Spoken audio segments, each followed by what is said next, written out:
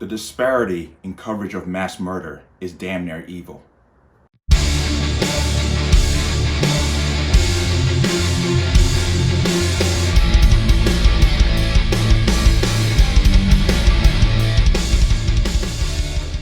Welcome to another installment of the Connecticut Gun Bench. Today's video is brought to you by P.A.N. Firearms, LLC. P.A.N. Firearms for your NRA certification and multifaceted gun training.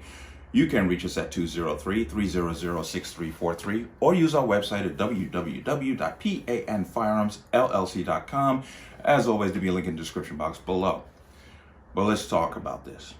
As we know, there was a mass shooting in Buffalo, New York. I just look at them as mass murder because I don't care what implement is used. Murder is murder. But this, of course, has once again started the cycle of finger pointing, blame, and so forth. But what I really want to get into is the unusual disparity, how this is covered, not only by the media, but by our government entities also. But I'm going to play this clip here. This is probably one of the most detailed clips about what happened that day. So I'm going to play that for you. And this is a conference among police officers, police chief and so forth. All right, let's watch that. Thank you, Mayor. At approximately 2:30 today, an individual who the mayor stated is not from this area and is from hours away drove to Buffalo, went to 1275 Jefferson Avenue to the Tops Market. He exited his vehicle. He was very heavily armed. He had tactical gear. He had a tactical helmet on. He had a camera that he was live streaming what he was doing. The individual exited his car and engaged 4 individuals. He shot 4 people in the parking lot.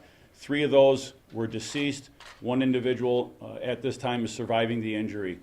The individual went inside. As I said, he was an 18-year-old white male, walked into the store and began engaging customers inside the store.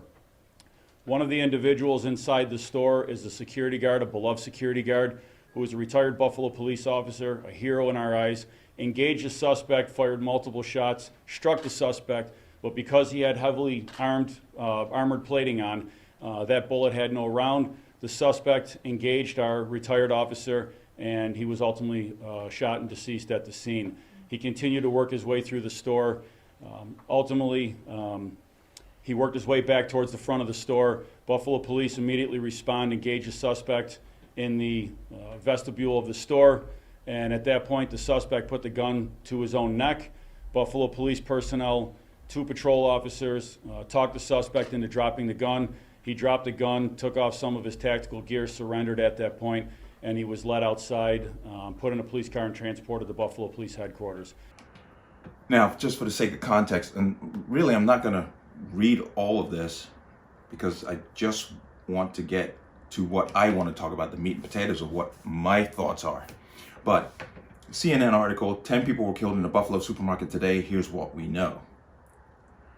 10 people were killed in a racially motivated mass shooting at a supermarket in Buffalo on Saturday by a suspect in tactical gear who was live streaming the attack, law enforcement officials said during a news conference. Okay. Now, basically, this, once again, it's just, I'm not going to get into all this because we do know a lot about what happened there. We heard a lot in the video. But I want to go down to here. Officials are reviewing a possible manifesto. This shooter left a manifesto behind. 2 federal law enforcement officials told CNN that investigators are reviewing a purported manifesto posted online in connection with the Buffalo mass shooting probe. Now, as of now, or today, the suspect has been arraigned, and he, from what I can tell, he's been charged with first-degree murder for now. They do say they're going to bring more charges, as you heard in the video. Now, this is what interests me, how quickly the media, within hours, the media immediately targeted this as a hate crime. Don't get me wrong, it is a hate crime based on what I know about this person and what the manifesto that he put out says. But look how quickly they did this. It's kind of almost uncanny how quickly they did this. because I'm going to show you why, and I think some of you get where I'm going with this immediately, but I'm going to show you why a little later. But let's stick to this here. U.S. Department of Justice investigating Saturday's shooting in Buffalo as a hate crime and an act of racially motivated violent extremism. It is. It is. U.S. Attorney General Merrick Garland said in a statement, Justice Department is committed to conducting a thorough and expeditious investigation into this shooting and to seeking justice for those innocent victims, he said in a statement. Well, you should. I have no problem with anything he's saying there. But it right here in this article here, right at this point, Stephen Bolongia, special agent in charge of the FBI Buffalo field office, also said the incident was being investigated as a hate crime at an earlier news conference on Saturday. I think you saw that. Suspect has been arraigned. Now, of course, the usual, hustlers are out there. Here's the governor. This is a military-style execution targeting people who simply wanted to buy groceries, New York governor says. Fine. Now, here's some facts about what's going on. He did not live there. He was 4 hours away from that supermarket. In his manifesto, these are things that are coming out now. He picked New York because of the gun laws, because he knew that resistance would be minimal.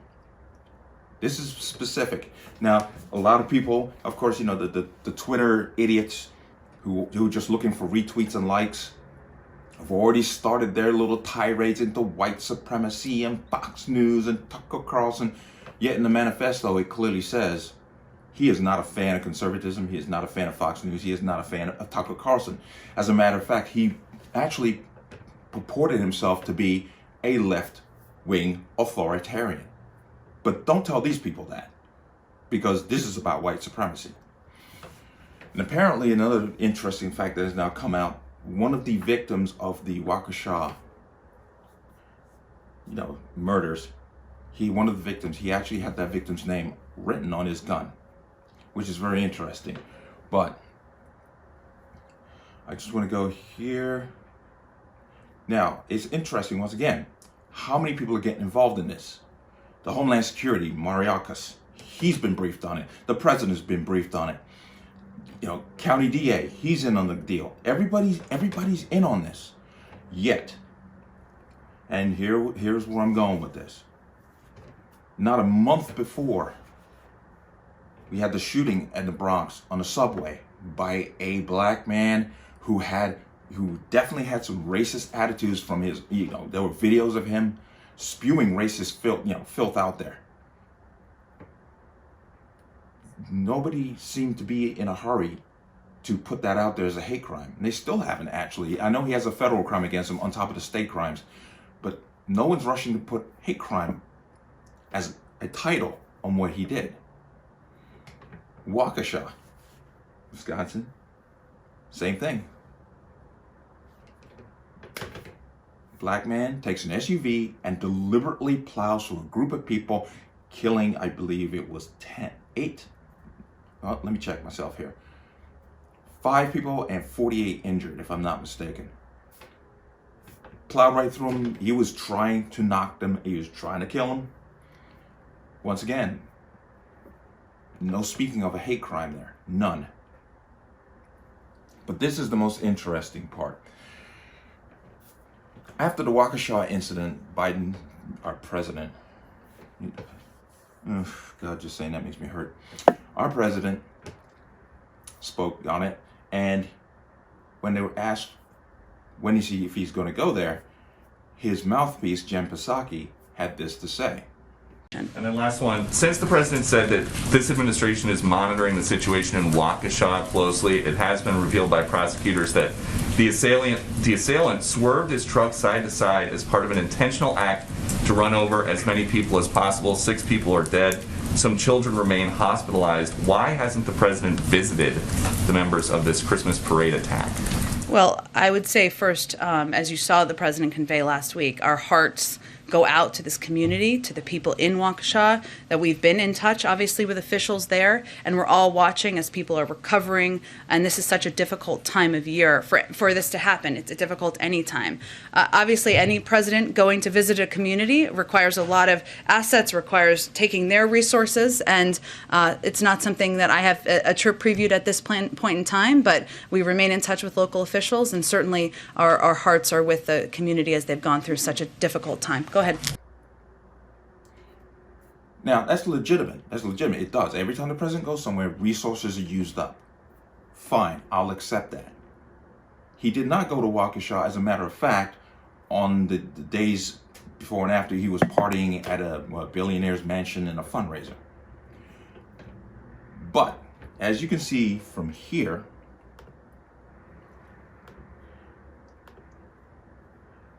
he seemed to have time to go to, for him and his wife to go to Buffalo. So immediately you ask yourself a question. Well, aren't the resources, are the resources different from Waukesha to Buffalo? Are they less? No, it's the same resources. So you could find time to go to Buffalo, but you could not find time to go to Waukesha, or even go to the Bronx after the shooting there. So immediately, the glaring discrepancy, and as I opening title, disparity in his this whole thing is starting to show. He was actually he was already there. I do have that video, so I'm gonna play certain parts of it because I really just don't need to hear him speak.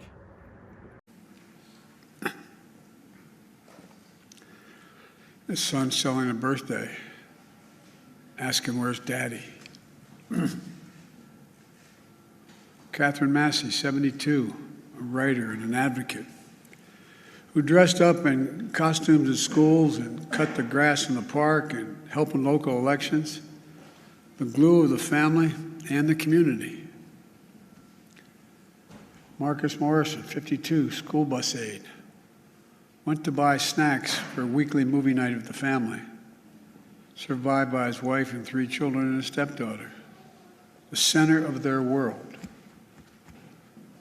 Hayward Patterson, 67, father, church deacon, fed the homeless at the soup kitchen, gave rides at the grocery store to neighbors who needed help, putting food in the trunk of others when he took his final breath.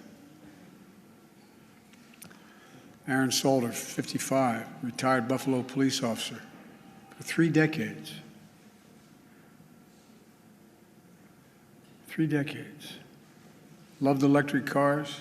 Hero who gave his life to save others on a Saturday afternoon. And had that man not been wearing that vest that he purchased, bulletproof vest, a lot of lives would have been saved. A beloved father and husband. Geraldine Talley, 62, expert banker and known for her warm, gentle personality. A friend to everybody, devoted mother and grandmother.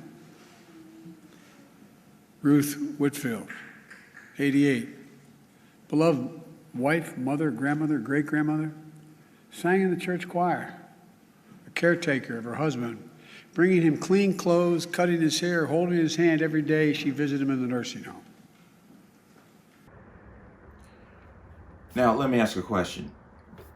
He talked about the age of one person and how daddy would not be coming home to another. Well, the people in Waukesha, they have families too. Their family members are sitting there saying that, right around the holiday season, their families are not going to be there. It's just the hypocrisy of this is frustrating. You can find time to run to Buffalo, but you couldn't find time to go to Waukesha because, resources. But let's have a fundraiser for me anyway. At the meantime, it's very frustrating.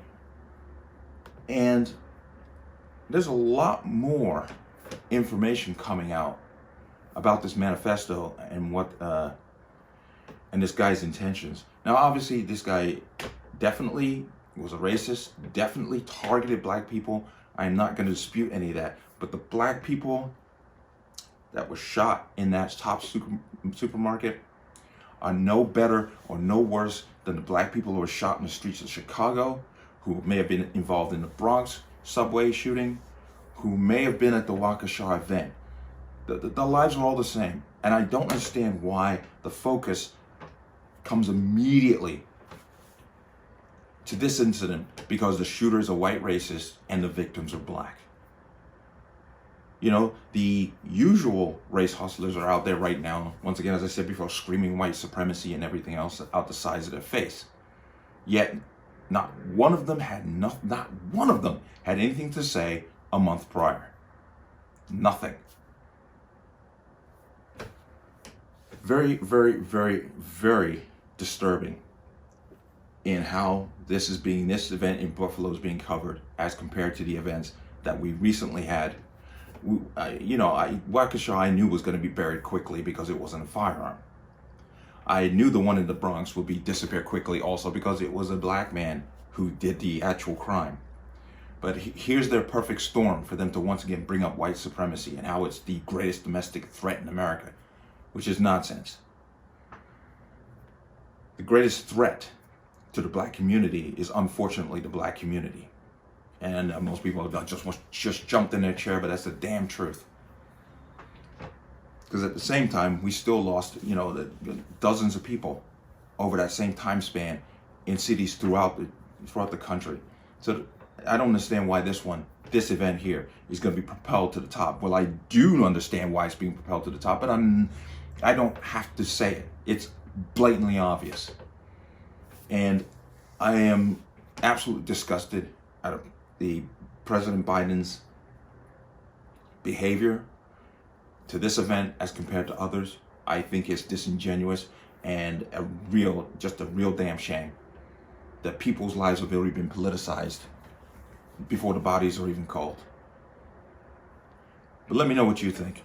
As always, you can leave your comments in the comment section below. And as always, any calls to violence or statements that lead to violence will be removed. Please like, share, and subscribe. Don't forget to hit that notification bell so you get notified the next time a video goes live. And I will see you on the next one. Peace.